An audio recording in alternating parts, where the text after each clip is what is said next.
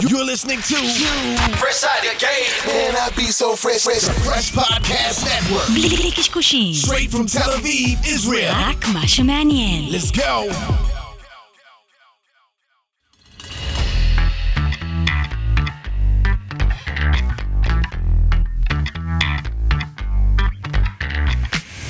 Hi, my name is Hilal Leizarovich. And I'm Rana Vaughn. We are two entrepreneurs from Israel, and we are on a journey to find out what makes entrepreneurs, investors, and CEOs Succeed or fail. and we hope to inspire your journey.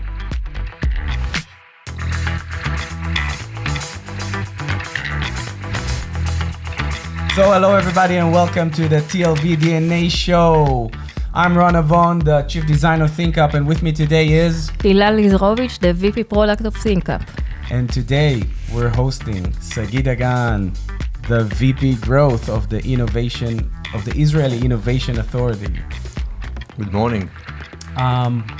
Tell us a bit about the Israeli Innovation Authority. A bit. Give us a good background.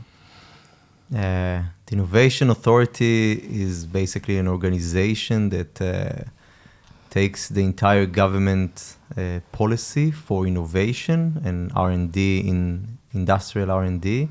It was established almost 50 years ago in the early 70s. In a different name, though.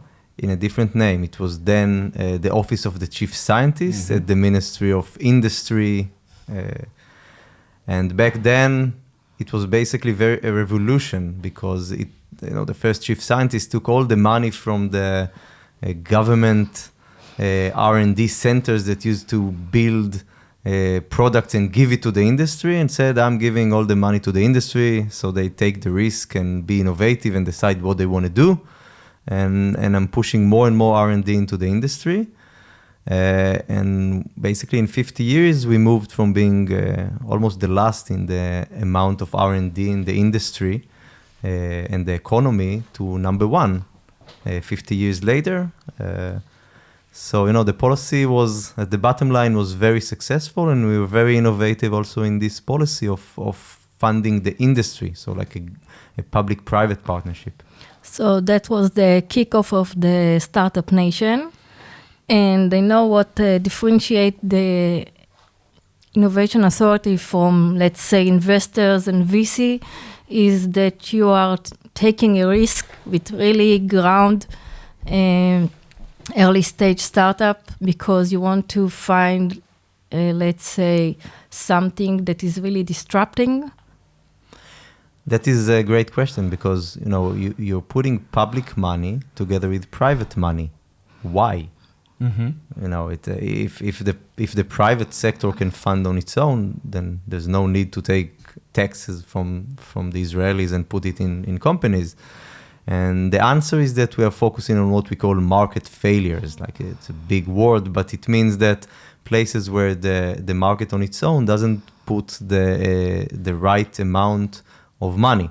So we are focusing especially in places where there is very high risk, which is usually seed, early stages, or very complex technological developments of, consortia of companies aiming very far to the future, and the future is unknown. So that's usually the biggest risk is the future. All right, I want to go a bit, after you gave us some background, into your business model, okay? Into the business model of the Israeli Innovation Authority. Because you said you're taking risk. How does it work? Okay, I'm an entrepreneur. I need money. I need investment. I need funds. I need capital. All right. How does it work? So you would see us as a possible investor. Mm-hmm. So you will apply for our support, which is a nice name for investment. You will fill up all the forms and we'll send you a team that will do a due diligence, like a venture capital fund is doing. And first of all, we need to see that, that you have a good company, because the fact that it's public money means that, we need to put it in good companies. Yeah, like every investor. Yeah. So on this side, we are like every other investors. We need to see a good team, market potential, a technology that has a potential, but also is real. So that's on one side. But on the other side, it's it's government money, so we will need to see the risk. The risk will come either from a very innovative technology, a market within a process of disruption.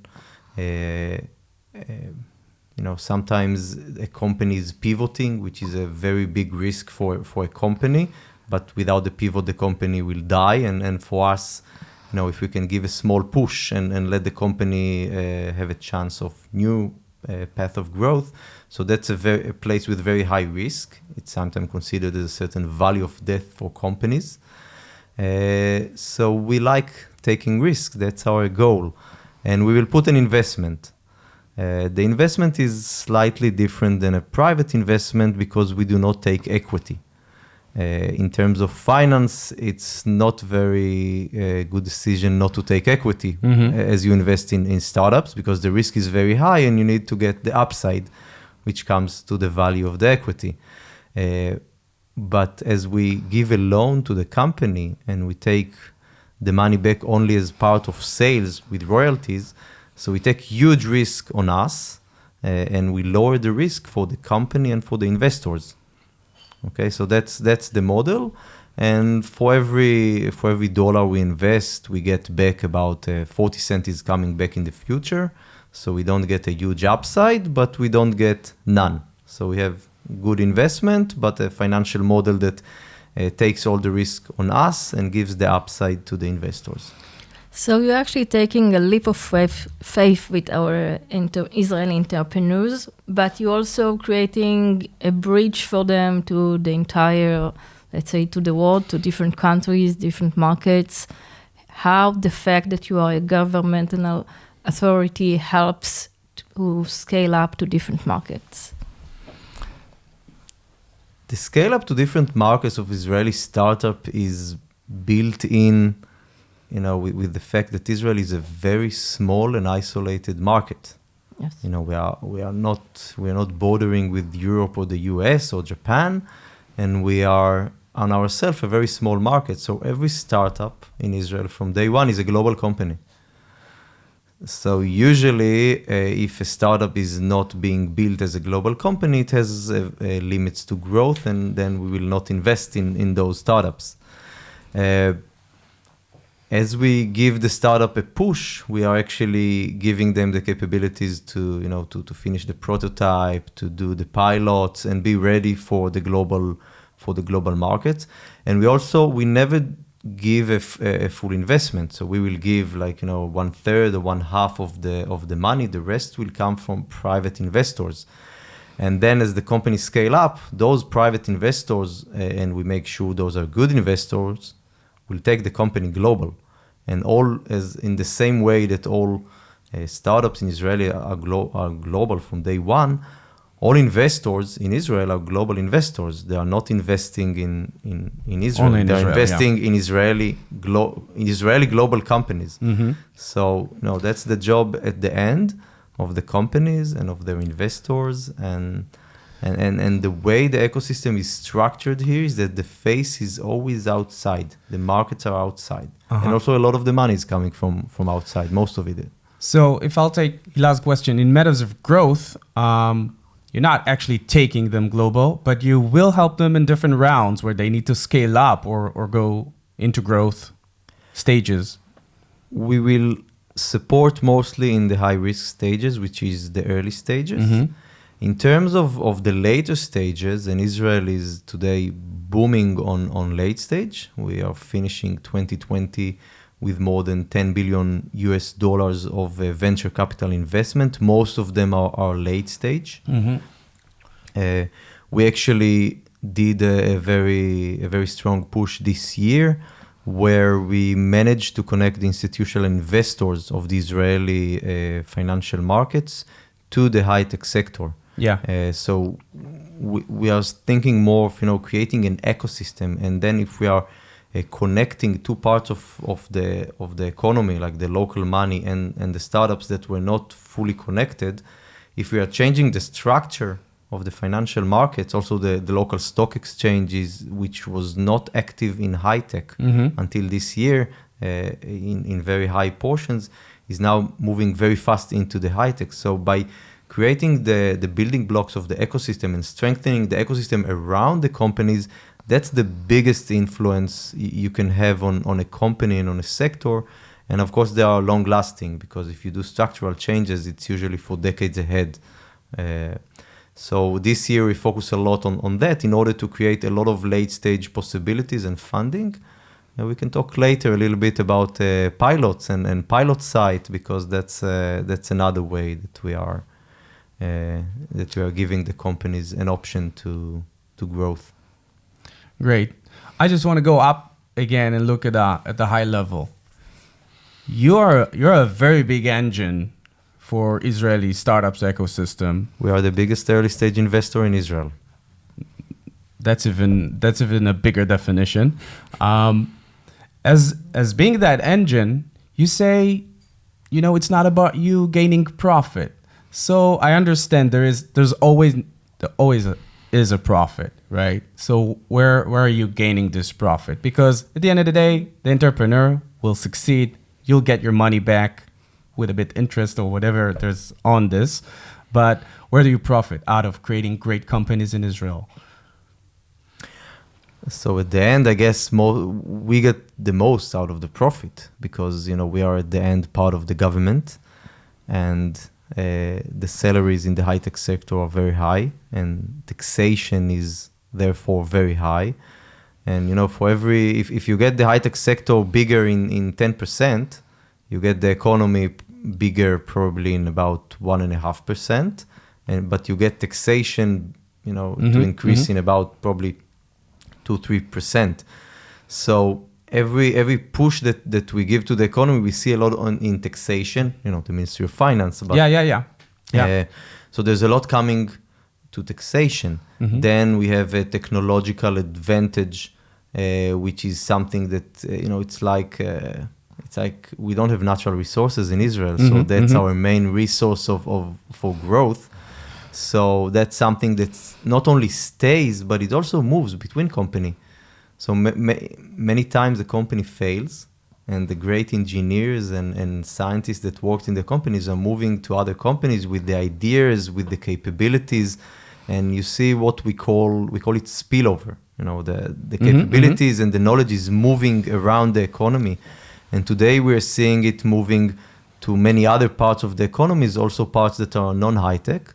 So we are basically moving the entire economy towards, a more technological and digital economy. So that's another thing that we see the entire economy improves. And of course, that through the high tech, we become much more involved in the global economy. And, for a small nation in a remote part of the world to become part of the global economy and move with the giants ahead, that's a goal on itself. So many countries, they are looking at Israel, very small one, and see, but it becomes a startup nation, and there's a lot of buzz around it. So how can you describe the DNA and the model of the entrepreneurs in Israel? How do we see it? At the end, it's a combination of a lot of things.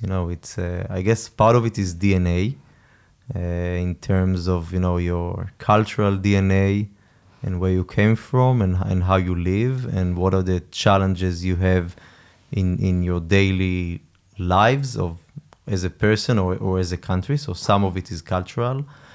Some of it is a lot of work, effort, and resources that the government has invested even before the State of Israel was established. The universities are here from almost 100 years. So that's another part. And of course, many people are doing a lot of work to build companies, to bring money, to create value, and it's all becoming like one big ecosystem. I guess that there's no one ingredient. It's a combination. We said culture, but in Israel, to have a startup and fail is not something you'll have a mark on your head for the rest of your life. It's something that is very much appreciated. And that's something that it's pretty unique. Not many places in the world you can fail and have like a glorious failure. So those are, I don't want to say the little things, they are critical, but those are part of the things that are creating the ecosystem here. It's I'm an economist, and I'm doing technologies for probably most of my life by now, but a lot of it is about culture. I want to connect to that because I think you were behaving a bit differently in this, let's say, the last year or 2 years. We can see a bit of a decline in seed stages here in Israel. Correct me if I'm wrong. And that connects me to what you just said about, you're going into later stages, and later stages are very popular now, or more popular. Isn't going, with seed rounds and early stages what really makes here entrepreneurship very accessible? So we'll take the question into two answers. First of all is we at the Innovation Authorities in the last year, we moved more to early stages. And through 2020, in a year that, you look on the amount of early stage rounds in the US, it was either frozen or even a bit lower than last year. In Israel, the government and the Innovation Authority moved very fast at the beginning of the crisis, of the corona pandemic. And we basically managed to push a lot of money that was given to companies in order to create rounds of investment. So we are finishing this year with an increase of early stage rounds in Israel, where the entire world didn't do any increasement, or maybe even it went down. The total amount of money is also almost, it's about the same as last year, and that's, in a year that the valuation is going down, so the rounds are smaller. Mm-hmm. So on that side, we actually managed to push the early stage very strong. The seed is another issue. We see in the last 5 years, globally and also locally, a decrease in the amount of companies that are being opened. So less companies are being opened, new companies, but also on the other side, less companies are being closed. So that's what you said about moving into later stages. A lot of it is because companies are good, so they succeed to move on, and there's money, so there are investment to create this movement. But on the other side, if you look on seed investment, then we have about the same amount of seed rounds in the last 7 years. And in the same period of time, the entire ecosystem created in the last decade actually moved up. So we had many more rounds in all other stages and much more money. So relatively, seed is decreasing, and that's a focus for us for 2021 to increase seed investments. And of course, it's always a challenge because just increase the number is not very hard. The challenge is to increase successes and good companies and good investment, and to bring good investors into the market, because in those stages it's both about entrepreneurs but also about seed investors, which are not very common. Mm-hmm. Let's try to understand the numbers better about from startup that every year, how many succeed, how many fails, what's the percentage, do we know to vote on a specific reasons? I mean, there's many, but like a few points that you can emphasize. Like everything in business, it's always micro and macro. Yeah. Yep. And you're an economist. I'm an economist, yeah. I'm an economist, so for me, the world is macro and micro.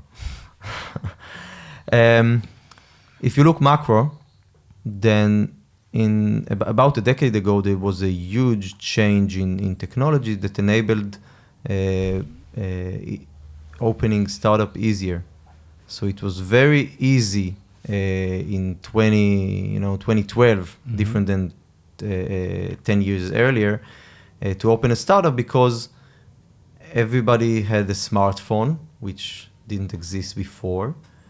you can do all your services on on the cloud, which wasn't there 10 years before. You had the fourth generation of the cellular, which spread the internet to every geographical location. So so when you think of all of those, you had a huge infrastructure that made opening a startup much easier. Accessible, yeah. Accessible. So that was one thing that increased the amount of startups. But on the other side, as you look on mergers and acquisition and also on competition, then it's become harder to sell the startups, to compete. And the large companies are already opening internal startups. So, it's not you don't always have a comparative advantage on an internal startup in a huge technological firm that knows how to do it like you do, and they have all the resources. And so there were like macro changes globally. So we've seen from 2010 to 2015 an increase, and then from 2015 until today a decrease. That's the macro. Mm-hmm. On the micro, it goes to, at the end, there's an entrepreneur that needs to have capabilities and experience, and there need to be an angel investor that need to have the capabilities, the experience, the money, the incentives. Incentives are not always money, by the way. It's also sometimes a trend. If everybody today is investing in seed companies, that's the trend, and then you see like a herd moving after. So if you look on the micro, we've seen much better startups being opened on one side, but on the other side, you don't really know if a startup is a good one on good. I mean, successful down the road. I've seen some IPOs of companies that have been part of their investment in seed stages. You don't know how it will turn out 7 years later. Yep. If we're talking numbers, I kind of checked, and they say the Israeli ecosystem, our ecosystem, is number 6 in the world, ranked number 6 in the world today.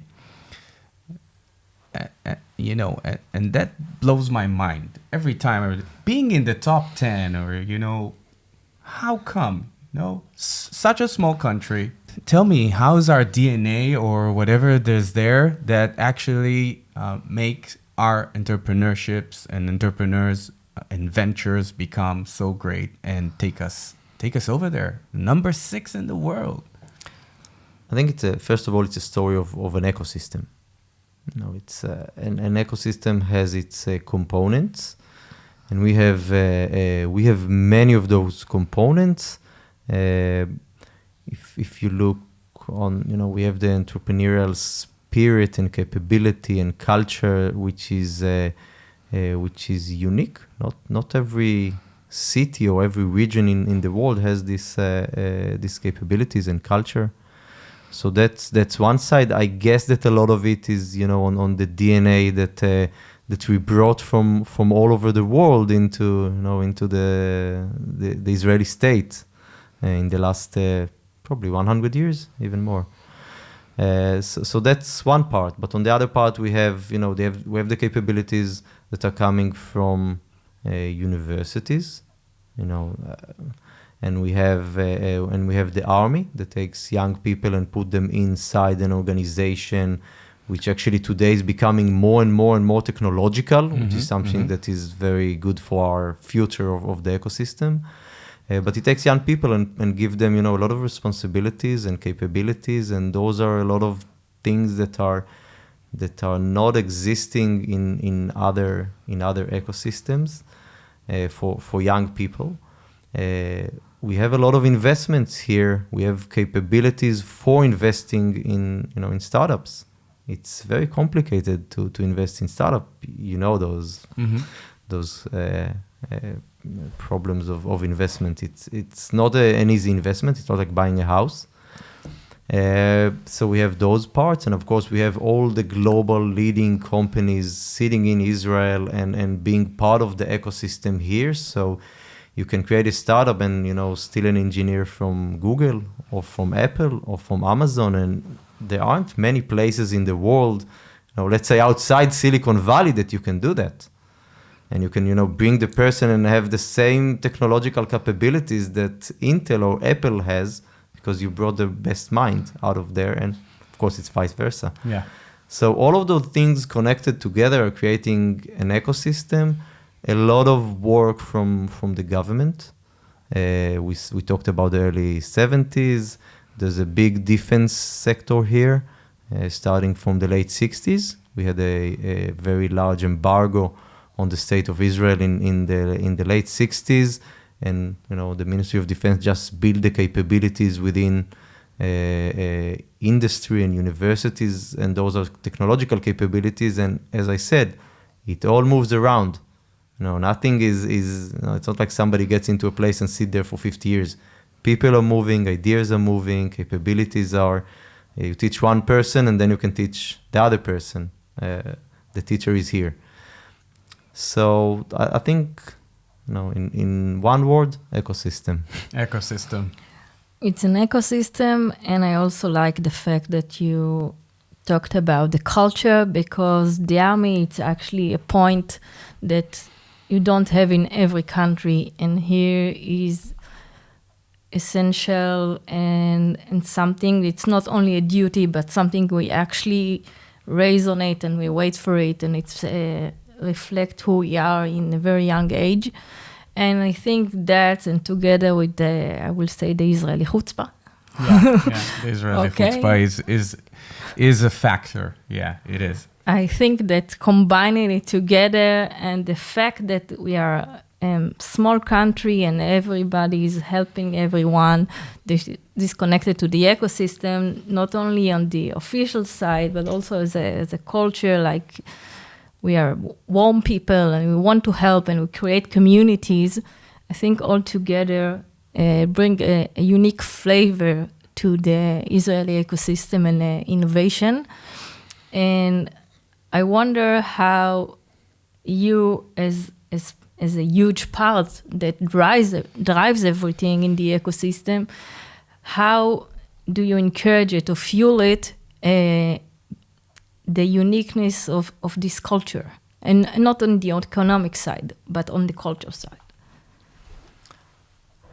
It's a good question, but I guess that part of it comes back to, as I'm looking on what we are doing as Innovation Authority, at the end, like every company or organization, we are focusing on goals that are achievables. We are focusing on goals that are creating high impact. And we are very much a managed organization, at the end, employees, bonuses, targets, goals, and we are trying to create the things that are game changers. Okay, so if you look on the early 90s, then opening a VC industry in Israel, in 1992, $50 million, 50, of VC investment in Israel. Today, more than 10 billion. The government took it up from 50 to, a couple of hundreds 2 years later by creating 10 VCs, with the government being 40% of the limited partners. And then the market took it on. But, the government had the chutzpah and had, the government dared to do things that might have failed. And I think that's one of the things in our policy that we always think on, how big is the return if we manage to succeed in something, and if we fail, we fail. Like, we have clients that are startups and they fail, and we invest them and some of them fail. So why don't we invest in creating regulation that if it succeeds, it will take the entire ecosystem to a different place. If it failed, then no, so we lost some money. So your answer is, to Hila, how do you fuel it? You say we just fuel it more than others. We are in a situation where we can come to the this year, come to the financial sector that is being disconnected from the high tech. The huge investment that you hear in Israel are global investment. The local market has a very small portion in those investments. Usually there's something called the home bias in investment. The German institutional investors and capital markets are investing in BMW and Daimler. Israelis are not investing in high tech, okay? Or they do, but small portions. So this year we managed to connect the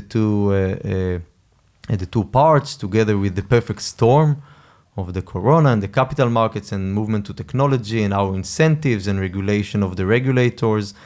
But doing something like that, that's something that the market finds it hard to do on its own, especially in very fast pace. So those are places we can change. If we are changing, for example, the way companies are hiring people, like helping companies create the capability to take people that are that might be suitable and make them more suitable for the company. Those are capabilities of organization. If we help them do that, then we might take it into the culture of the entire high-tech ecosystem, that companies that have more than 100 people, they take also people that are that need some training on the job training. So it's not common in Israel on the job training. So creating changes in the culture, in the capabilities, in the regulation, those are things that the market cannot do on its own. And we have the capabilities of moving them. Some of them fail, but those that succeed, and let's be honest, most of them succeed, but those who succeed can have a huge impact that will be, like a different structure of the ecosystem, and then it's for decades ahead.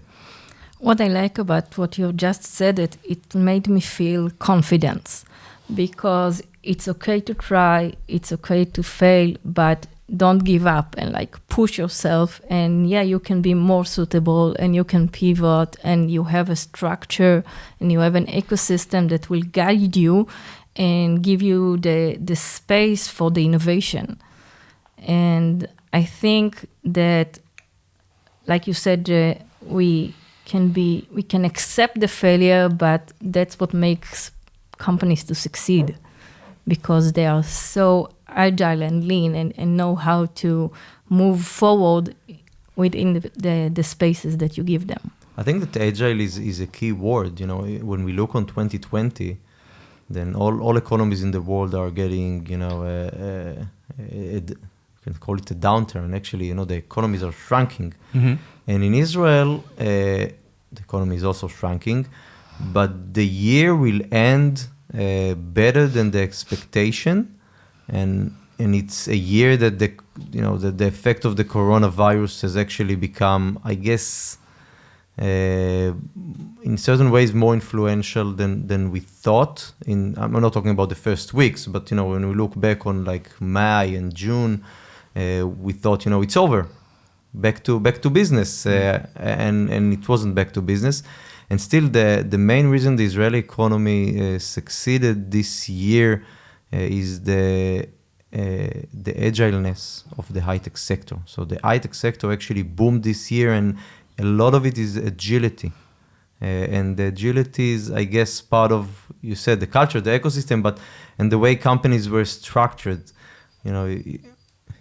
Like Tel Aviv has its DNA and Israel has its DNA, a company has its DNA. Usually, it's very hard to change DNA of companies. So if companies were built in a certain DNA and the DNA is agile, then, as the coronavirus is coming, it meets an agile DNA of a company. And of course, this company will not only survive better, but also function better and might even create huge growth throughout the crisis. I have a question. I want you to think about the point of view of entrepreneurs. They saw the corona and everyone was shocked, okay? And you need a plan B and you need to improve your business plan and see what happened post-corona. What kind of advice you can give to entrepreneurs that felt the corona shock their venture? Well, I guess in this stage of the year, they already can give me advices.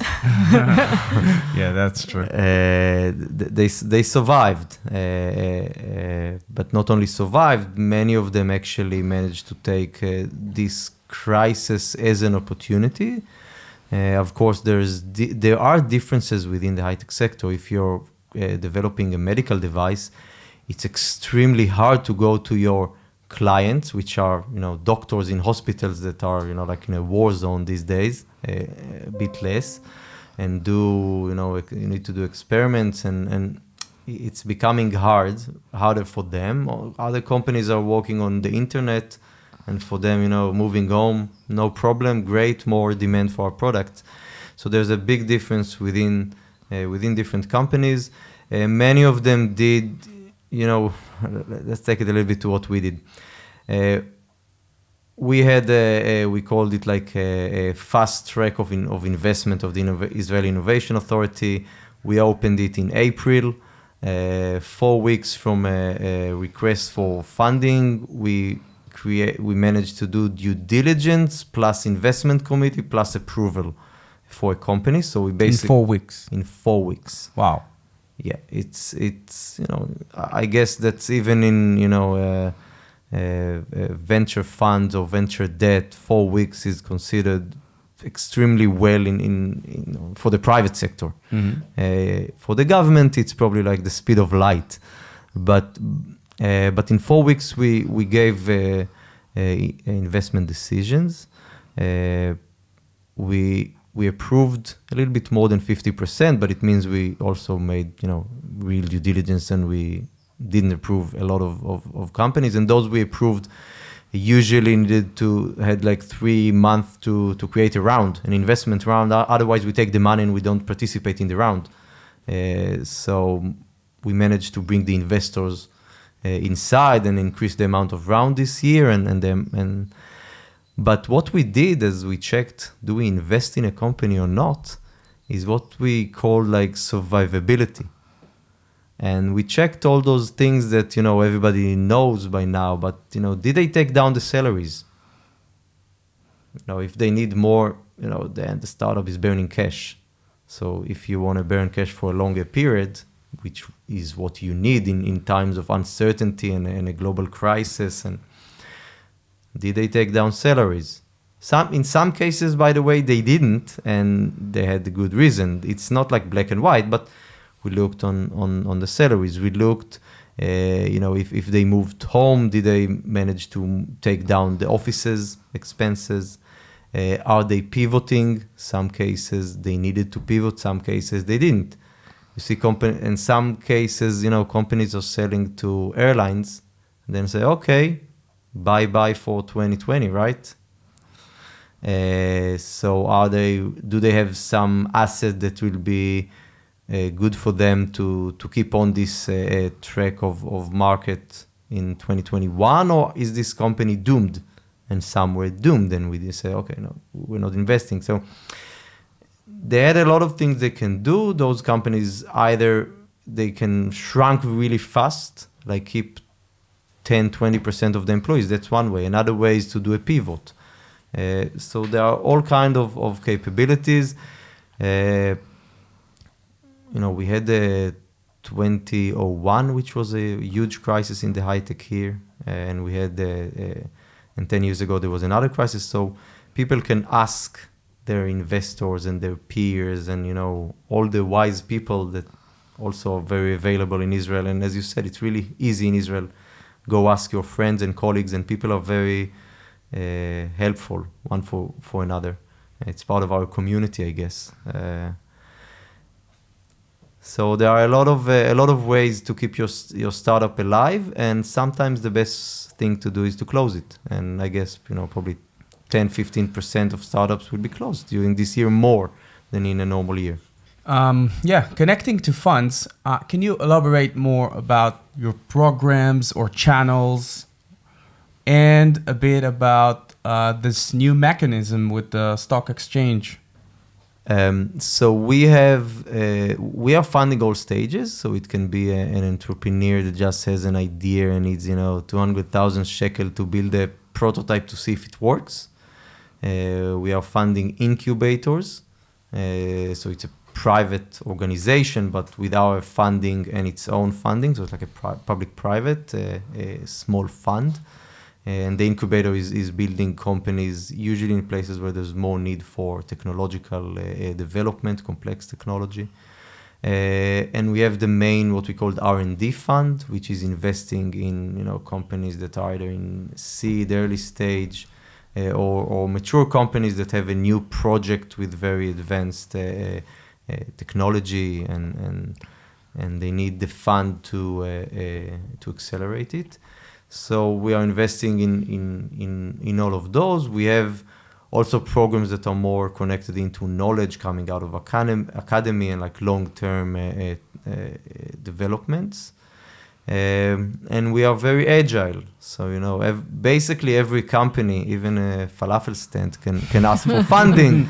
Of course, the company needs to be suitable for our criteria, but we are very agile and open to the Israeli companies. So innovative falafels, guys. If you have an innovation in the falafel segment industry. No, we are laughing, but in the food tech, we have a lot of investment in the last years.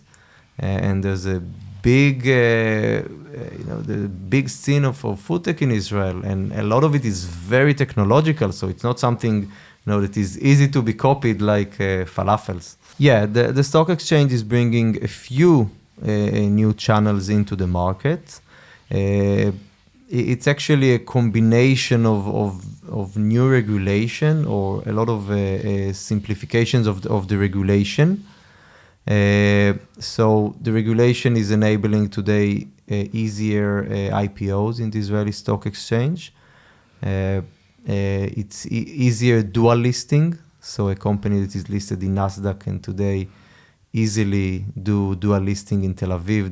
There aren't almost any liabilities, or they can do everything in English the same way they do in the NASDAQ. So those are some things that on one side. On the other side, there's a possibility today in the stock exchange to create it's called R&D partnerships but the idea is basically creating evergreen funds that are raising money in the stock exchange. So this mechanism is both for new funds that are raising money from the public and do early stage investments, but it's also for VCs that are already existing in Israel, and they're just taking also money from the public. Usually the public will be the institutional investors. They are the main player, and in the last year we actually helped them move very peacefully into the ecosystem. So they're also investing much more. There are also some mechanism of like a private market in the stock exchange, because there's always the problem for startups with the public market is that you need to report a lot of data if you're traded. So for large companies, it's sometimes even good because, sunlight on everything and the company is much more organized. And taking a startup, which is something that by definition is not organized or less organized, agility comes along in many cases with less organization. Entrepreneurs are people that in many cases are better in creating ideas and pushing forward than organizing.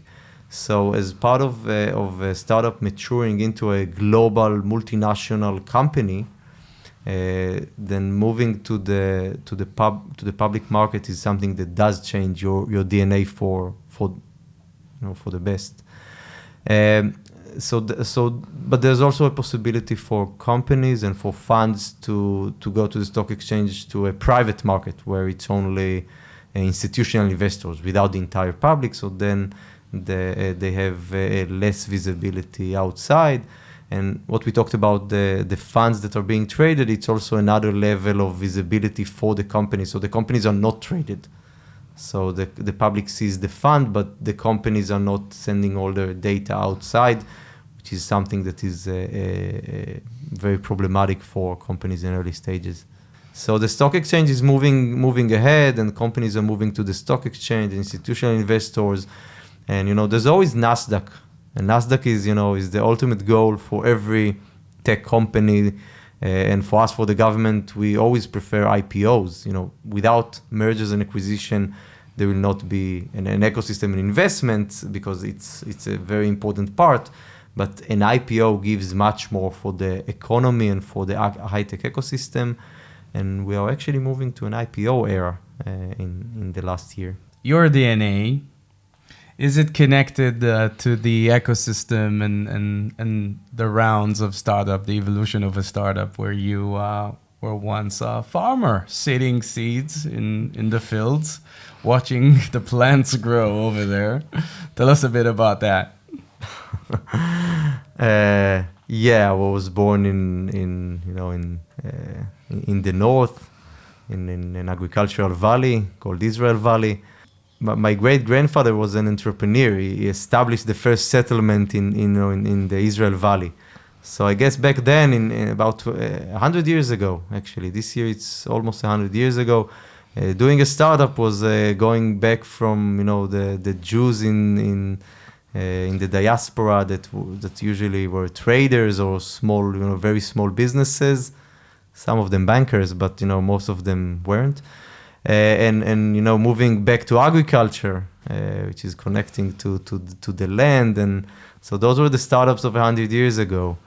So if you look on if you look on my DNA, if you look on my driving license, I guess you see the story, right? So it starts with a driving license for a tractor. It moves for a driving license for a tank, and then for a car in order to be a normal person, and for a motorcycle because you need to take some risk sometime, right? And now you're waiting Tesla. Waiting for Tesla, yeah. Mid 2021. My kid says that they will not need a driving license because the car will drive itself. Yeah. They're right. It's already happening. All right, let's try to go deeper into numbers and really understand how this small country, manufactures so many startups and so many investments and IPO. Try to give us some numbers from your angle and point of view. If you look on the 10 biggest company globally, then about 8 or 9 have R&D centers in Israel. So you can walk around in Herzliya or Tel Aviv, and you see Google, and you see Intel, and you see Apple, and you see Amazon, and it's not because they are not here because the market is huge and they sell their products. They are here because if you have an iWatch, or if you have another camera on the iPhone, or if you have a new processor on your laptop, most chances that they are either being developed in Israel or co-developed with the Israeli R&D centers. So those are the huge companies. Almost all of their activities, almost all of their activities came from mergers and acquisition of Israeli startups. Some of them opened R&D centers without buying startups and then bought startups, but most of them actually bought a startup and then opened the R&D centers. So it's very connected, the startup scene and the R&D centers. So if you look on, for example, on Asaf Rappaport, who sold his startup to Microsoft and became an employee of Microsoft, and then the manager of the R&D center, and then he left and opened another startup that raised a seed round of $20 million. And after 9 months, they already have a $100 million round A. Now, $100 million is something that you go to Nasdaq for. It's a huge amount of money. And the people are coming to the startup from either people that were working with him before, or vis-a-vis his organization or from the organization that he was working in. So that's how an ecosystem forms into creation of, new startups, and startups are either moving acquired by multinational or going to IPO. When you look on the amount of Israeli companies that did IPO this year, it's a double digit, and it's nothing compared to what you're going to see in 2021. So there's a huge pipeline of companies waiting to enter NASDAQ. We're going to have dozens of IPOs this year, many to NASDAQ, many to the local stock exchange that has started becoming, a player. Hasn't been like that since, I guess, the 80s or 90s. Give us an example of one of the promising that your startups that you like that are going to be in the IPO the next year, the near. There's a company called Monday. Yeah. I think what We all know Monday. Yeah, I like the example because first of all, it came out of Wix, which is a global Israeli multinational company, very successful, post-corona, extremely successful. And, there was a nice campaign of the Israeli Stock Exchange for Monday to do like a dual listing. I guess it's a good example of a company that if IPOing successfully on Nasdaq, you never know until it's IPOing if they want to or if they will complete it. But if it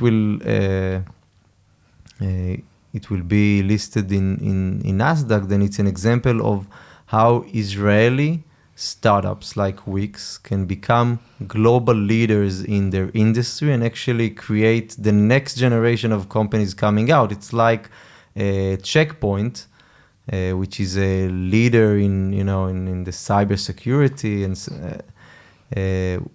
was established in, I think, 1993, if I'm not mistaken, early 90s, almost 30 years. And if you look on the amount of companies that came out of Checkpoint, some of them are competing with each other. Some of it opened new markets, new disciplines of the cyber field, of the cyber industry. So you see, that's what's nice about companies, that you can see, because it's all in an ecosystem, you can see their daughters and grandson and nieces and nephews, and it's like one big family. The entire family of companies. And it's a community, because sometimes they are competing one each other. But because Israel is so small and the world is so big, then usually they're competing others. And then if they are competing somebody that is non-Israeli, then it's pretty easy to help them and to get help from one to another. And it's only in Israel that you can see Apple and Intel sitting one building next to another, and people moving between companies that easily. It's not something very, very common. There are some places, we're always mentioning Silicon Valley, but there aren't many places like that globally. And that's something unique. That's beautiful. It really encourages entrepreneurs, because look at your examples. You mentioned Asaf Rappaport coming out of Microsoft, creating a startup, and then creating another startup as a serial entrepreneur. And then you talk about Monday coming out of Wix. And there's something about those that created it once, and they have the know-how to create more, and the ecosystem encourages them, give them the funds and support their next venture as well. They're even proud of it. They say he came out of us. It's like becoming a chain. Yeah. You have Israeli CEOs on the large companies. They're actually talking about it, that are helping one another. And you see it also on startups. Companies are helping younger companies. It's a community. There's something that is Israeli high-tech ecosystem is very much of a community. At the end, Israel is a small place. And there's a lot of it, I think, in the Jewish cultures of communities of helping each other, and it moved into the ecosystem, which is today it's much more multinational, multicultural. It's not only Jewish. We have a lot of Arabs that are that are moving to the high-tech sector. If you look on the universities, there's a huge amount of Arab students. So it's becoming very multinational and multicultural and it's also very liberal environment. Of course, everywhere in the world, I guess high-tech is very liberal, but it makes it easier to create something that is much more also agile in culture and also community. And those are the soft skills and soft capabilities that are crucial for success. Let's try to wrap it up. And, you talked about you as an economist, seeing things in macro and then in micro. So you actually see all the entrepreneurs. You see so many ventures. You have so many experience with them because sometimes you support them at different rounds. So you see them in their entire journey.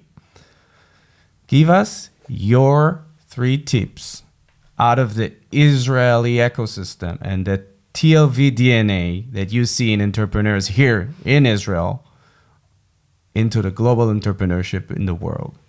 I guess that the most important thing is people. You need a good team. You need a suitable team. Of course, that in different stages as you grow as a company, the team or the conception of a full team needs to be with more parts of it. But those guys that are the team, they are the most important. At the end, you invest in people.